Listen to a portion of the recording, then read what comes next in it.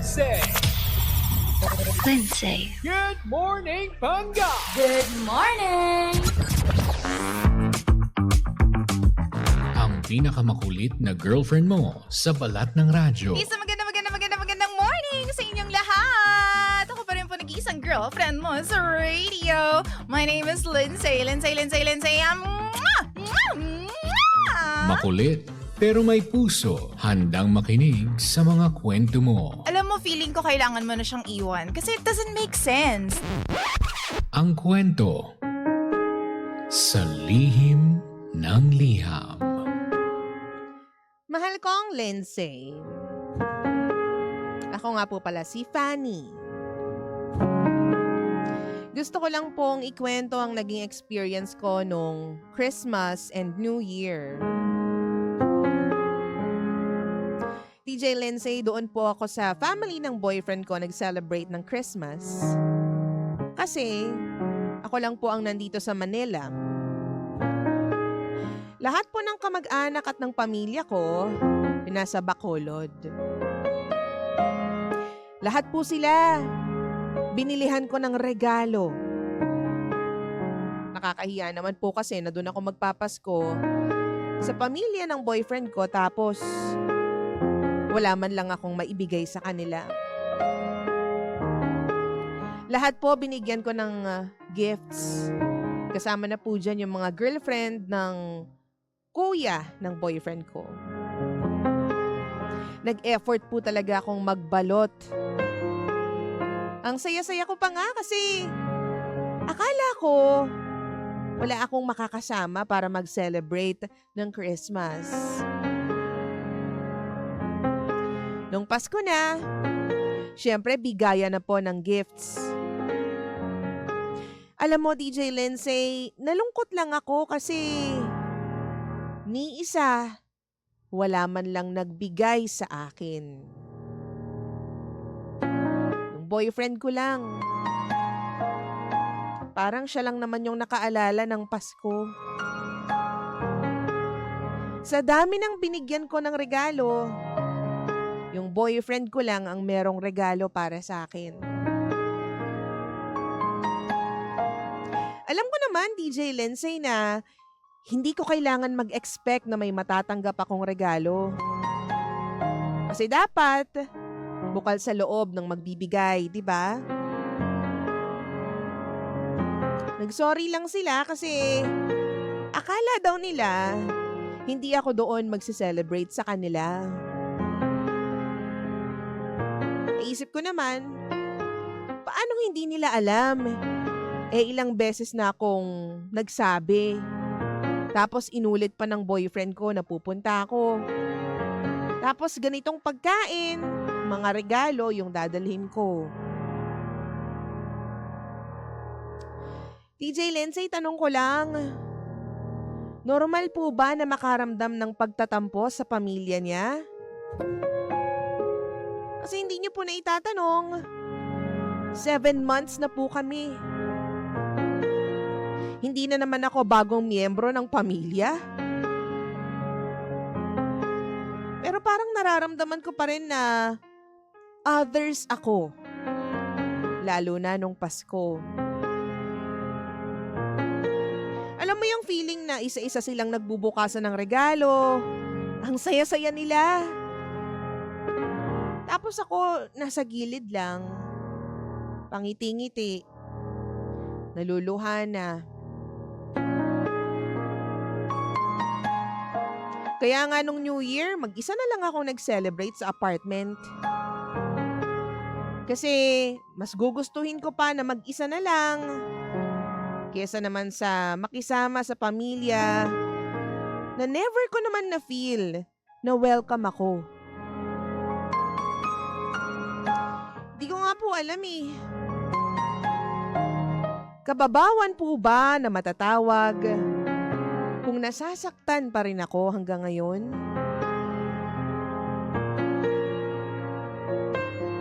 Pakiliwanagan naman po ako, DJ Lindsay. Muli, ako si Fanny. At ito ang lihim ng aking liham.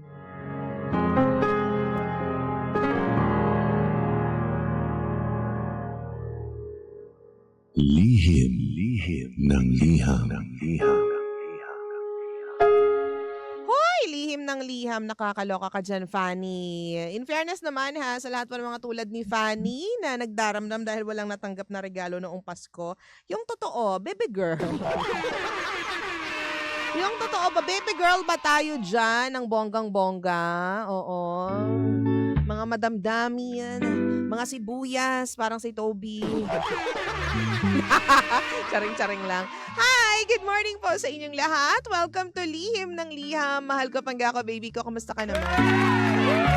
Oras natin sa buong kapulungan. Check your time, 9:13 on the clock. At syempre naman, kasama niyo pa rin po nag-iisang girlfriend mo sa radio. My name is Lindsay. Lindsay. Okay ah! Ganyan ka rin ba? Madamdamin ka pagdating sa mga ganong bagay? Well, merong iba na ipagkikibit balikat lang nila. Okay lang kung wala akong natanggap ng Pasko. Okay lang, wala namang bagay yan sa akin. Ang mahalaga nakapagpasaya ako ng Pasko. Pero meron din kasi na big deal para sa kanila. Kasi nga sila nag-effort tapos yung ibang tao hindi nag-effort para sa kanila, di ba?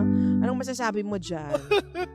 Sabihin mo sa akin kung ano bang nararamdaman mo, kung anong gagawin mo, mahal ko pangga ko, baby ko, kung ikaw yung nasa sitwasyon ng ating letter sender for today. We are live on Facebook, facebook.com/energyfm1067. I can only imagine, yung mga ganyang tao yung tipong naghirap pa naman ako magbalot ng mga regalo para sa kanila.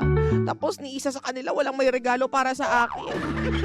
Puro utang na ako para lang maregaluhan lang sila. Tapos sila wala man lang isang regalo kaysa sa akin. Buti pa yung jowa ko may regalo sa akin. Malamang jowa mo yun Buti na nga lang yung jowa mo may regalo sa'yo. Kung hindi ako baka mamaya, ginalit mo na ang buong mundo. Diba? Talagang galit na galit ka na sa lahat ng tao dyan sa paligid mo kung yung boyfriend mo, wala ring regalo para sa'yo, diba? Dali, basa tayo ng comment. Sabi dito ni Amechi, valid naman po yung feelings mo, Ate Fanny. Pero next time, wag na pong masyadong maging people pleaser. Hindi po sila mapipilit na gustuhin ka. Walang may control sa utak nila. Not even your boyfriend. Sila lang ang may control sa sarili nila. Mas mabuting sa family mo na lang ikaw mag-effort kesa sa kanila. Huwag ka na talagang umulit pa, di ba? At yung boyfriend mo, pakiramdaman mo kung totoong mahal ka niyan. Wala kang aasahan sa pamilya niyan Kung pati boyfriend mo tagilid, mas mabuting iwanan mo na yan. Ganon! Grabe naman. Sabi naman ni Jezebel, ang lakas mo ka mermaid. Jezebel. Sabi dito, nag-expect ka kasi, kaya masakit ang naramdaman mo. Ako palaging nagbabalot po ng regalo every Christmas kasi ako yung eldest. Ako ang nakakaluwag-luwag but never pa ako nakatanggap ng gift from them. Pero minsan hindi naman sumakit yung loob ko. I'm still thankful and blessed for everything that I have. Fanny, sana ikaw din. Sabi naman po dito ni Elise, batang-bata ka pa, marami pang disappointment na mararanasan. Very light pa yung pain na yan, Fanny. Wow! Please grow up. Grow up. Grabe naman. Sabi naman po ni Aina, tungkol sa gifts lang ang kinuwento mo, pero paano ka ba nila tinrato noong Pasko? Kasama ba na umupo sa table nila habang kumakain? Inalo ka ba ng pagkain? Sinigurado ba nila na marami kang kinain at busog na busog ka? Nakinig ka ba sa mga kwento nila at nakinig ba sa'yo yung pinagkikwentuhan mo? Diba? Kinamusta ka ba? Nakipagtawanan ka ba? Nakipagtawanan ba sila sa'yo? May take-out bang binigay bago ka umuwi? I think you're missing out on important details. Christmas is sacred, yet they welcomed you to join them. Oy, tama ka dyan. Ang galing mo dyan. Wow! Pira tayo dyan, dali. Pira.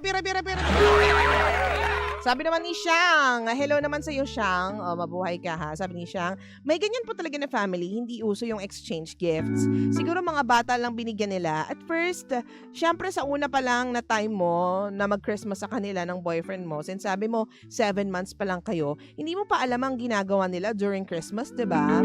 Valid naman yung feelings mo, pero sana wag mong isipin na hindi ka nila pinapahalagahan dahil lang hindi ka nabigyan ng regalo. Tsaka sabi mo, foods lang naman yung dadalhin mo. Baka next year, pag doon ka na naman nag-Christmas, maisipan na nilang magbigay sa'yo. May next year pa naman. Ay, totoo ka naman dyan. Diba? Malay mo naman next year bumawi sila sa'yo. Alam mo, Pangga, minsan talaga, madidisappoint ka kung nag-expect ka ng anything in return. Diyan ako naniniwala.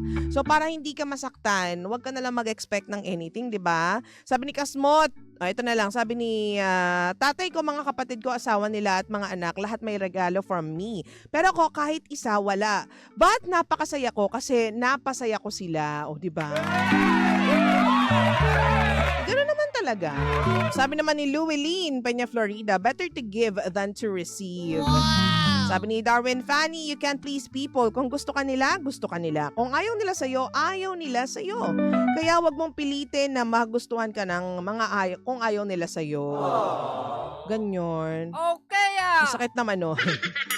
Nakalang basa ba tayo ng mga comments dito? Medyo late yung comments eh. Sabi ni Marlena, wala namang problema yun, Fanny, kung hindi ka mabigyan. Basta isipin mo, ang blessing, kailangan i-share. At kung wala man bumalik, tiyak may reward ka galing kay Lord. Mas masarap yung Mas masarap yung pakiramdam. Biro mo, si Lord ang nagbibigay. Okay lang. Kung ayaw nila sa'yo. At least binigay mo yung sa'yo. God bless po. Oh. Alam mo nga, sabi nga nila, the greatest source of disappointment is yung expectation. Tsaka alam mo, kapag talagang, sana kapag nagbibigay tayo ng mga regalo sa Pasko, ang goal talaga natin is to make them happy and to make ourselves happy. Hindi yung nagbibigay ka para mabigyan din pabalik. Ganun ba yung goal mo, Fanny? Wow! Well, hindi ko sinasabi na walang kwenta yung feelings mo na dapat, hindi ka dapat naging hindi ka dapat na bad trip. Kasi hindi naman natin alam kung saan nanggagaling itong si Fanny. Baka alam mo yon, may mga pagkakataon na pagod na siya na lang palagi, tapos wala namang binibigay sa kanya pabalik. Di natin alam kung paano siya nag-work hard para sa mga bagay na yon. Valid ang feelings mo, Fanny. Walang magi-invalidate niyan. It's just that, kailangan mong intindihin na hindi lahat ng tao capable na mabigyan ka ng regalo. Baka mamaya meron din silang financial struggle na pinagdadaanan. Wow! Diba? Baka mamaya naghihirap din sila financially kaya mas inuna nila yung mga essentials kaysa sa magbigay ng regalo. Diba? Kailangan mo rin mag-isip deeper than, nandyan sa surface. Diba? Di mo naman alam kung anong financial struggle ang pinagdadaanan nila. Baka mamaya nagkakanda utang-utang na sila sa araw-araw. Isipan ka pa ba nilang bigyan ng regalo, be? Diba? Baka mamaya hindi na sila makapagbayad ng mga utilities nila like mga kuryente, tubig, internet. Isipin pa ba nilang bigyan ka ng regalo, be? Diba? Mas masarap yung nagbibigay tayo just because gusto natin yung ginagawa natin. Just because we want to share, the little that we have to other people. Hindi ka magbibigay para mabigyan din pabalik, diba? Oo, ganun yan, Fanny. Kung may bibigay sa'yo, maraming salamat. Wow! Kung wala, salamat kasi alam mo yung makapag-spend ka ng Christmas with the family of your boyfriend, malaking blessing na yun at saka ang haba na ng hair mo noon. Biro mo, girlfriend ka pa lang tapos pinayagan ka ng mag-spend ng Christmas with them. May mga tao na, hindi pwede, pamilya lang namin pwede dito. Wow! Bakit, kasal na ba kayo? Ay, may mga ganyan, ang iirap, tumataas yung kilay. Bakit dito mag-Christmas yan? Dapat nga ipagpasalamat mo na tinanggap ka nila, pinakain ka nila. Hindi yung porket hindi ka lang nabigyan ng regalo, nagdadrama ka na agad dyan, Fanny, diba? Yun palang pagtanggap nila sa'yo ng dalawang kamay, pagngiti nila sa'yo, diba? Yung pag-allow nila sa'yo to spend Christmas with them and with their family. Malaking blessing na yun na dapat ipagpasalamat. Sabi ni Elena, for me sa akin po, DJ, for me sa akin po. Doble-doble ah. Yung tanggapin ako ng family ng boyfriend ko, isa na po yan sa magagandang regalo. O totoo naman, sabi ni Elena, Oga Linola, gandang umaga sa'yo. Sabi ni Arch, Christmas is a season of giving. So in that spirit, chuck it up at as long as plus points para sa'yo, normal lang ang makaramdam nun. Pero nevertheless, you have to process that with your jowa para may susuporta sa'yo. Totoo naman. Diba? Sumagot kayo. Nakakaloka. Sabi ni Marlena, yes, wag maghintay ng kapalit. Mas mabuti ang magbigay kesa sa binigyan. Yun lang, be. Contentment lang yan. Wow! Ako doon ako naniniwala. Isang malaking blessing yung binless ka ng Panginoon para makapagbigay sa ibang tao. Diba? Imaginein mo kung ikaw yung naghihintay ng regalo. Walang masama doon, pero may mga taong naghihintay talaga kasi kailangan na kailangan talaga nila. At ipagpasalamat mo na wala ka doon sa state na yon, na nangangailangan ka ng malalang malala. Pagpasalamat mo na ikaw yung mas blessed, diba? Ikaw yung meron, ikaw yung abundant. Kaya dapat isinishare mo yan sa ibang tao. Hindi yan tinatago lang sa sarili mo. Okay ah! Okay? Ngayon kung walang-wala ka, okay lang din naman, bawi na lang next time. Hindi naman palaging wala tayo eh. May mga pagkakataon na i-bless naman tayo. O, diba? Hindi naman palaging nasa ilalim lang tayo. May mga pagkakataon na aakyat din tayo sa buhay, diba? Wow! Ganun yun. So, kapag meron ka, then give and share to others. Kapag wala, adjust ng lifestyle. Diba? Pag wala, manahimik, pumirmi sa bahay. Huwag bumili ng unnecessary things, 'di ba? Huwag umutang ng umutang, Diyos ko po naman. 'Di ba? Ayan, good morning po sa inyong lahat. Huwag na magtampo, Fanny. Huwag ka na magtampo. Tampororot ka rin eh. Next year, babawi ang mga yan sa'yo. Wow! Next year, kung masama sa loob mo magbigay ng regalo, huwag ka na lang magbigay. Diba? Hindi, kung di mo naman kailangan talaga magbigay ng malalang malala. Oo. Okay lang naman yan. Wow! Ang maganda, ang mahalaga is marunong kang makisama sa pamilya nila. Diba, no, Elena? Pakikisama lang yan. At the end of the day, ang pag-uusapan nila is hindi kung gaano kamahal yung binigay mo sa kanila. Pag-uusapan nila kung paano ka nakipag-usap, nakipagtawanan sa kanila, kung paano ka nakisama, nakigel doon sa kanilang pamilya. Hindi importante. Kahit bigyan mo lang ng keychain yung mga tao dyan sa kanila, okay lang yun sa kanila. Feeling ko, kilala ko yung diba? Pamilya ng jowa mo. Diba? O yun. Good luck, Fanny. And again, wag nang tampurorot. Okay lamang yan. Again, mas maganda yung ikaw yung nagbibigay kesa sa ikaw yung nangangailangan. 9:25 on the clock. This is Casey Tandingan with the song, Wag Ka Nang Umiyak. Fanny, okay lang yun. Pinahaba. Masyadong pinahaba yung title. Huwag ka nang umiyak, Fanny. Ikaw naman.